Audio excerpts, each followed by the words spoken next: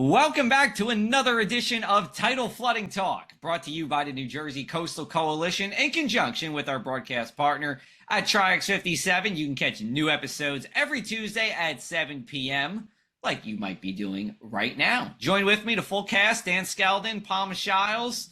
Guys, August has now begun. What's going on? Well, I don't mind August.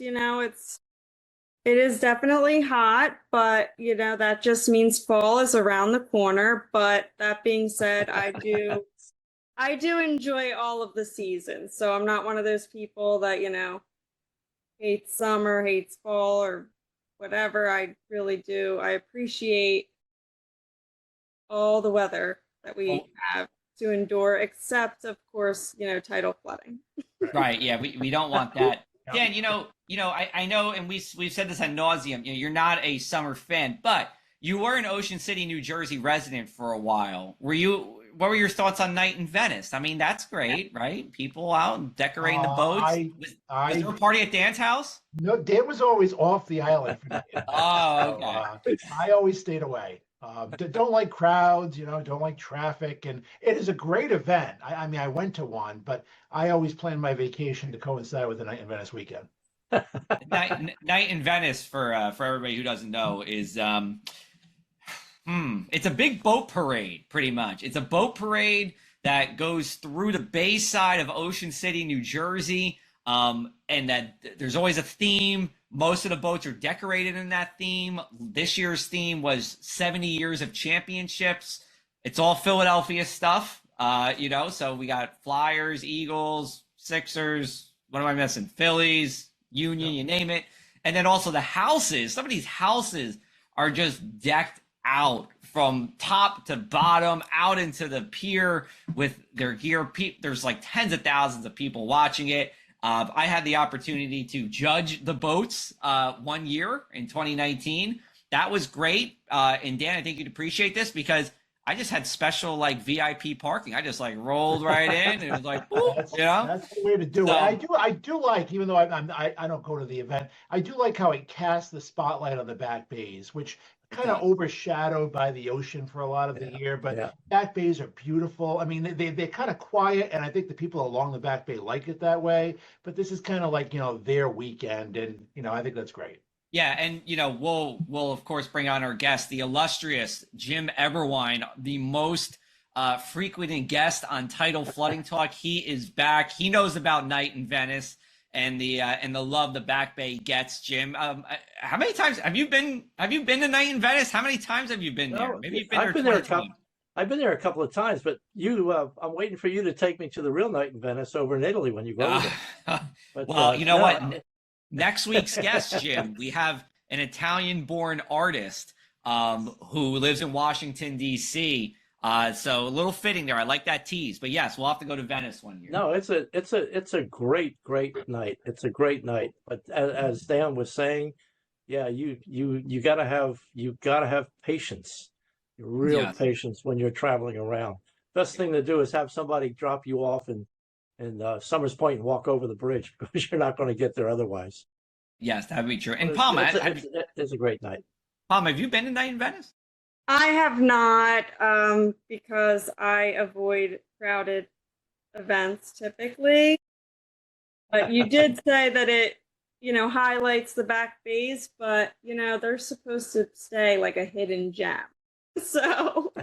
That's speaking as somebody who lives on a back bay, maybe? Yeah, so trying to keep it that way. So keep it quiet. We won't share too many details here. Yeah. No, but I do hear wonderful things about Nights in Venice, and I used to be able to, I think, see something or other from when I lived in Margate, but that doesn't make much sense. So maybe I dreamt that up, but maybe you're up top Lucy the elephant. Yeah, but or maybe I saw people coming home or something. I don't know. I was younger then, so right. But yeah, I think it is a really cool thing that they do, though. I mean, I hope that it continues for a long time. Well, as far as I know of, it's raring stronger than ever, so it'll be around for a while. All right, let's get back to tidal flooding. We love you, Ocean City. We're gonna shift gears a little bit here. So Jim, we're getting into, it's August, right? Stats according to the National Ocean Service says this is the least coastal flooding month of the year here in New Jersey. We average like 1 or 2 events a year. I have to say too, we haven't seen, this year as a whole, not really that much tidal flooding. We did have a few days in July where it got to minor in a few spots, but would you agree? All in all, I think it's been pretty quiet on the coastal flooding front here in New Jersey. It's been very quiet, and I must warn you that when you ask emergency managers or say to them, it's been very quiet, they want to jump all over you. So yes. You go, shh. Right. It has. When you follow like you guys follow the weather every day, you can see it. You can see it's the absence of it. I can't remember putting anything in an update probably 2 months, at least 2 months, maybe 3 months. We had that one event a few weeks ago where I think it was full moon, but it was only half a road where I lived that flooded. So we haven't. And thank goodness. Thank goodness. We're gonna hope it stays that way. October, on the other hand, our most tidal flooding month, according to the National Ocean Service. I was actually surprised. I didn't think it would be October. I figured it would be like January. I don't know, Dan. How'd you? I would have guessed like March. That would have been my guess. Yeah. October's a surprise. Yeah. Yeah. March was up there, but October was 1. Okay. Yeah. I have a theory why we don't have any tidal flooding this summer. It's just that there's so much moisture in the air that there's nothing left in the back bays. And just the high humidity, is lowering the bay level. That's my theory. Yeah. I know it's been extremely quiet, very quiet. But it's interesting. You talk about October, the water's still warm. So when it floods, people don't, they kind of say it wasn't too bad. But like you said, Dan, in January through March, it's cold. So people remember it. They remember it more because of the shock of the water temperature. Yeah, if you got like a snow on the ground, you got ice chunks floating down the street. Yeah, that probably sticks with you visually a little bit more. Yeah. I can think this was 2022. It was early January, the first weekend of January, and it was like that icy, windy, moderate stage coastal flooding. I was in Atlantic City at pretty much at the very edge of Route 30. Maybe not too far away from one of our co-hosts. And it was just so, you got like a little bit of dripping, a little bit of water in your boot. I had the boots up to my knees. It just freezes you. And meanwhile, I remember being in Seaside Park as a kid during the summer, and this was more flooding from like the big rainstorms, but we would just walk around in our, bathing suit because it was just, it was nice. Yeah. It was nice. So yeah. No, it's been quiet. Yeah. But it's been extremely, I can take 95 degrees to 100 with a dew point of 60. I cannot take 88 degrees with a dew point of 78 and a low cloud cover and no wind. That is absolutely oppressive. At least when you got a dew point of 60, you can go under a tree and you'll cool yourself off. But 78 and 88 degree temperature, that is absolutely stifling. Yeah. Air you can wear. In the old days, I can remember my parents saying, my father especially, because he worked outdoors, he would say, it's awfully close out there. Did you ever hear that term? It's awfully close out there. And the reason is he would go out and your body's trying to evaporate the heat, but it couldn't because there was so much moisture in the atmosphere that you couldn't evaporate and cool off. So they called it, it was very close out there. In other words, you're not evaporating much moisture off your body. This is why we have you on, Jim, for your words of wisdom. It's these old guys, these old sayings. I know. All right, we're going to take a break here. We're coming off the break. We got plenty more with Jim. We'll be right back here on Tidal Flooding Talk in just a minute. Thanks to the New Jersey Coastal Coalition, your flood insurance bills are lower and your streets safer from the reality of flooding. Since beginning in 2013, we build more resilient shoreline communities. Our member towns develop and share in best practices that anticipate future concerns and create flooding solutions. From our town-specific free web app for flooding information to our weekly Tidal Flooding Talk show, we focus on flooding 24/7. Visit www.njcoastalcoalition.com for more.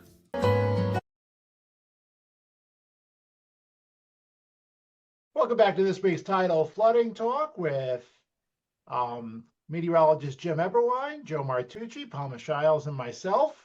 Nice to have you back, Jim. I like the word because, you know, as the most frequent guest on Tidal Flooding Talk, we kind of run out of adjectives. Joe came up with a good one. I'm going to steal it again, the illustrious, because we've worn out all the other ones. The illustrious Jim Eberwine. It's early August, you know. Usually you see hurricane season, the simmering, the pots start to bubble. Yep. What are we seeing now? Like, you know, as we approach the busiest part of the season, are there warning signs, or is it kind of that Q word that we don't want to say to jinx us and it's going to stay that way for a while? Well, remember early on the talk was the main development region of the Atlantic tropical area was cool. The waters were cool. So they kind of dismissed any development at that time and a little bit of African dust. But now those waters are warming up a little bit. But following a day today, you don't see anything that's really suspect. We had three so far, and they were what I call shorties. They were only 1 or 2 days, maybe 3 days. But look where they formed. They formed near shore. And those are the ones that emergency management are most concerned about. The two were in the Gulf of Mexico. They remember the one came across Florida, but those are the ones that they're concerned about, rapid intensification. But yeah, as you say, and you both know, it's going to start firing up pretty soon. It's going to start firing up. We're not in an El Nino. We're not in a La Nina. We're in a neutral. If you look at the temperatures in the tropical Pacific, they're running just about normal, or maybe a tenth of a degree below, which is La Nina. So that in itself would support development as we get into August, September, October.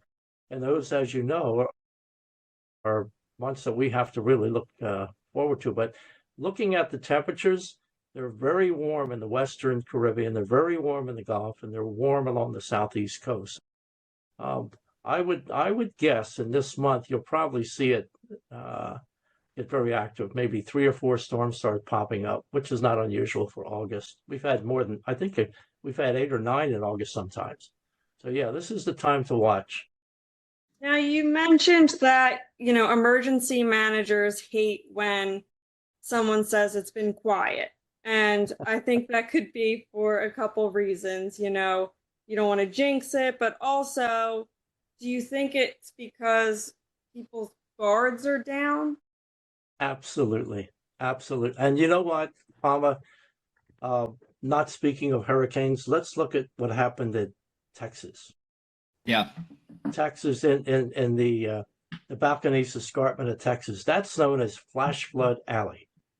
And I think at that point, everybody's guard was down because they hadn't had anything since when was the last time, Dan, Joe, 1987, something like that? It was a couple decades, yeah. About and that. Your guard is down, and our guard gets down too because we haven't had really anything serious. If we put aside Ida's flooding for a minute in 2021, we haven't had anything serious on the coast. 13 years ago, Sandy. So yeah, your guard is down for many reasons. And Jim, I mean, you know, you say Ida, right? And for the New Jersey coastline, I mean, Ida wasn't really much to begin with. I mean, it wasn't here, right? I mean, there was some in Monmouth County where there was heavy rain, but it was able to taken care of pretty quickly. You know, it was really what happened Northeast New Jersey and New York. So yeah, I mean, I don't know. I mean, like, here's my thought. Like, we had the winter storm in 2016. Some may know it as Jonas. I mean, what do we think? Yeah. You know, do you think that was a reminder? Or do we think do we think everyone here who's listening, you know, has kind of put it in the rear view mirror? Well, as you know, I teach different courses to emergency management people, not only in New Jersey, but across the country. It's the same everywhere. When you don't have something frequent, when you don't have file footage every year of something happening, people let their guard down. And it's unfortunate that it's just like the FAA. What are they look for aircraft accidents. Yeah. And when there's an accident, then it's the level of awareness, call to actions are put out about flying, and we're going to make sure this doesn't happen again. Same thing with weather. People have short memories, very, very short memories. And that's why you have to stay on your toes all the time. I mean, emergency managers, they prepare 365 days a year. And you're only preparing for something that happens, what, less than 2% of the time? And that's a hard thing to do. That's a very hard thing to do, to keep your level of awareness up that much. Jim, I mean, we talk about, Jersey hurricanes or East Coast hurricanes normally are the longer tracked ones, the ones you can see coming, you have days notice. You earlier mentioned like close in development, and we see that a lot on the Gulf Coast and sometimes the Florida coast. Is that possible? Maybe with the help of climate change, maybe without, is there a chance of that happening along the mid-Atlantic coast? Like, will we ever have to worry about in New Jersey of a short lead time tropical system? I don't think so. I really don't think so, because the National Hurricane Center is getting better and better and better at things. But what they're most concerned about, and we saw it in Mexico last year, where was it, Acapulco? It went from a 1 to a 5, something like that. Would that ever happen here? No, I don't think we'll ever see a 5 here. We may not even see a 4, but we don't need that. We only need a 3. We only need a 3. And if you have something that's going to rapidly intensify off the coast, up here anyway, half the circulation would be over land. So that's not good for a tropical development. I don't think we'll see it like we see it in other parts of the country. We will have that advantage, as you say, to look at it coming at us from upstream. But I think in the state of New Jersey and Delaware, also New York, I think the preparedness level is at a very, very high level, because of, we don't get many things, but when we do, they're taken care of very quickly, very quickly. And that's not only weather disasters, but that's other things too. Yeah. Jim, the National Hurricane Center every year, does new updates to products, or even completely, ingenious ideas, like, for example, the storm surge maps that are now operational. Out of everything that the Hurricane Center's doing this year, is there one new update or new product in particular that you think will be helpful for everybody, for our listening public, for us as meteorologists as we go forward? I would just concentrate on what your organization is doing, the Coastal Coalition and the flooding. I think that's the biggest concern, and to follow the products that the Hurricane Center is putting out about storm surge. I tell people, become more concerned about the storm surge than anything else, and where the storm is going to track, how it's going to hit the coast. Like, most of ours they're glancing blows. They're glancing blows, except for Sandy, which was almost a perpendicular strike. So I would concentrate on where that's going to track, and they're getting better with the track. But again, they always tell you, they've told me from day one when I first started learning about hurricanes, whatever the storm is coming into your area, always prepare for the next category up.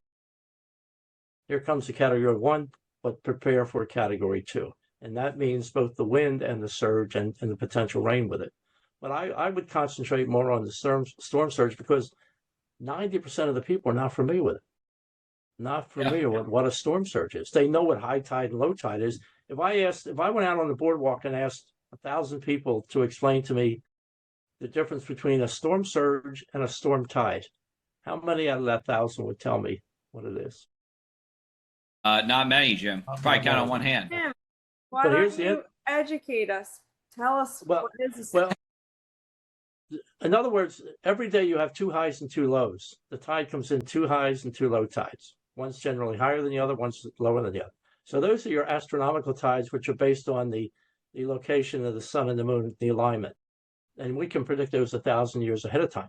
So for instance, you have a high tide today of 5.2 feet above mean low water. Here comes a storm of category 1. It's going to produce a storm surge of 4 feet. So we're starting with 5.2. And here comes the storm surge. If the storm comes at the time of high tide, you add that to it. So you have, let's say, 4 feet on top of 4.2. Your storm tide, the resultant tide, is going to be 9.2 feet. So that's your storm tide. And up in New York, what was it at the Battery? I think it was 15.9 or something like that.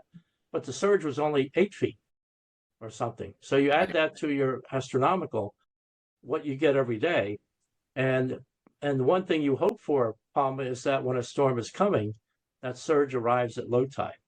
So if your low tide during the day is 1 foot and you're at low tide, here comes a 4-foot surge. It's not going to do too much at all for us.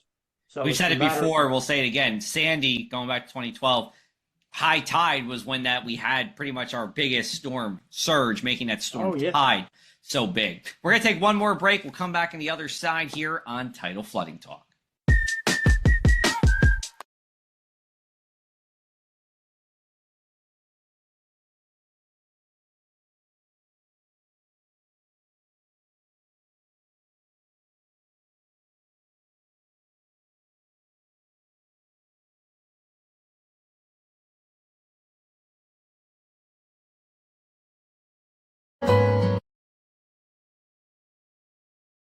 Hello and welcome back. You're watching Tidal Flooding Talk.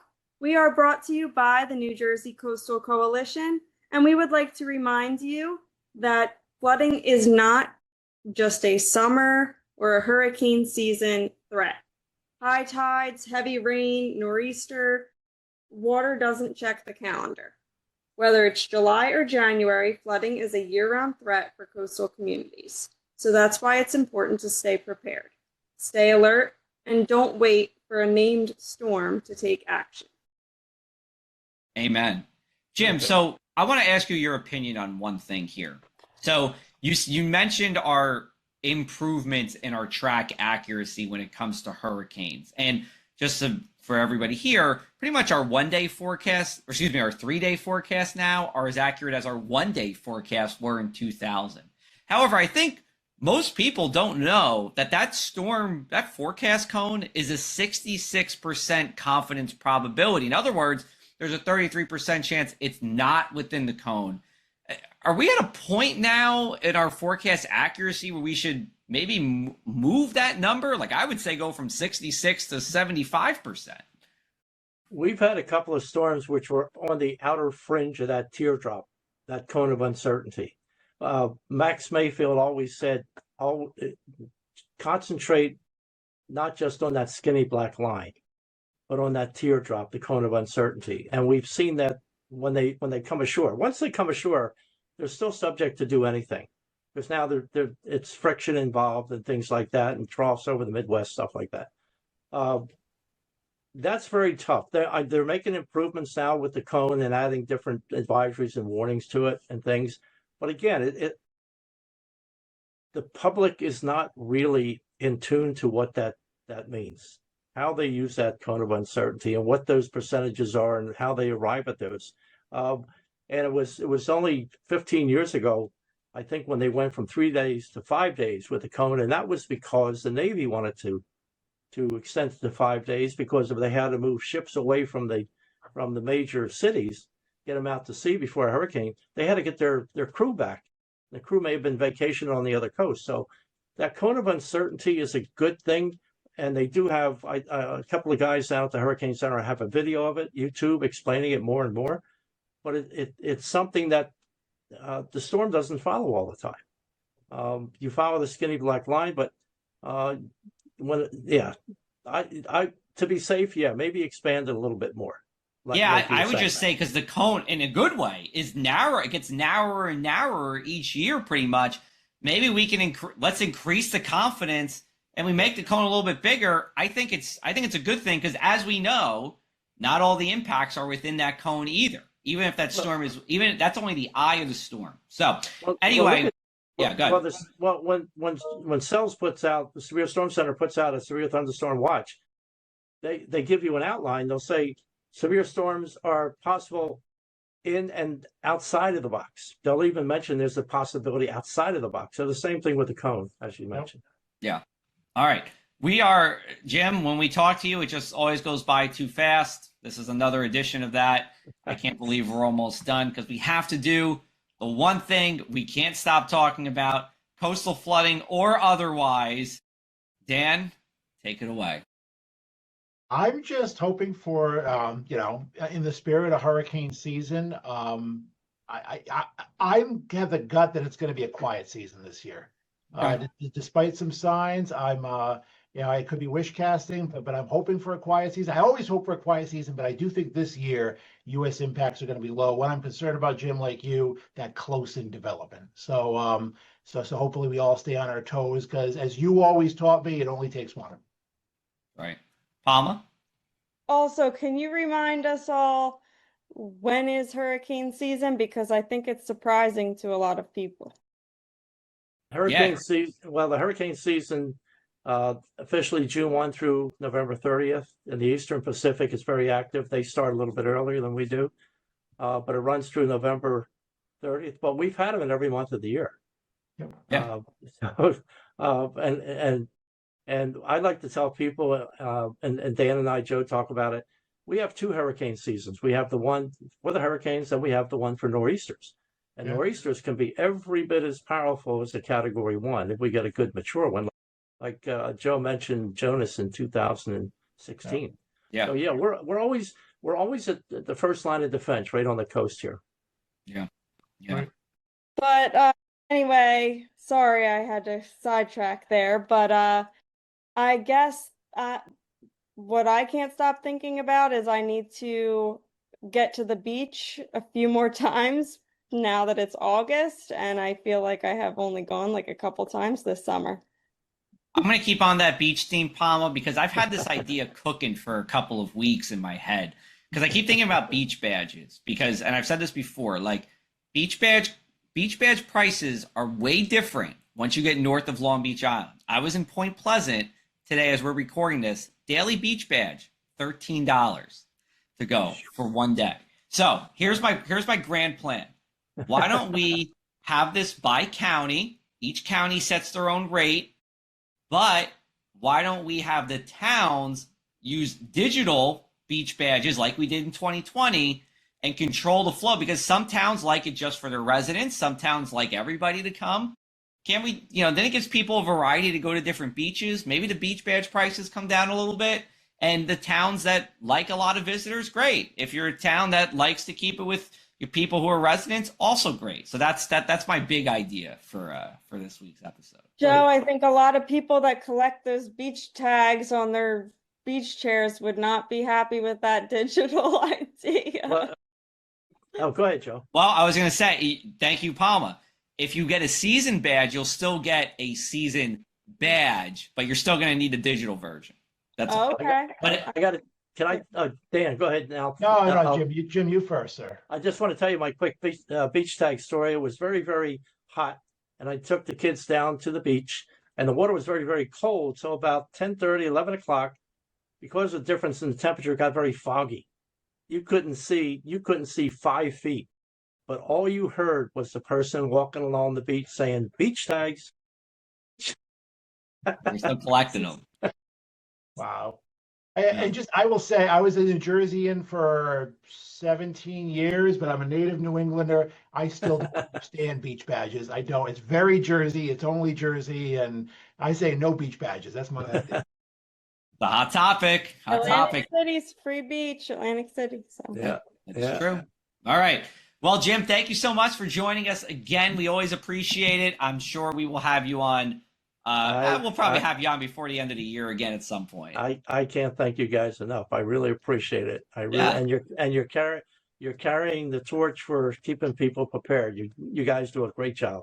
Well, we learned from you. We learned from one of the best, so we appreciate that. We have to extend the Jim Eberwine episodes for 1 hour, though. Remember? Yeah, we do. Maybe so. Our Christmas special or holiday special. We were talking about that. Maybe that's the hour with Jim. Yeah. We'll see. There you go. Anyway, you want me to dress up? Hey, it's all about possibility. Yeah. All right, we got to cut because I think we're even over time now. We'll see. But thank you to Triax. Thank you to New Jersey Coastal Coalition. Thank you to everybody listening. We'll be back with you guys next Tuesday with another episode of TIDAL Flooding Talk.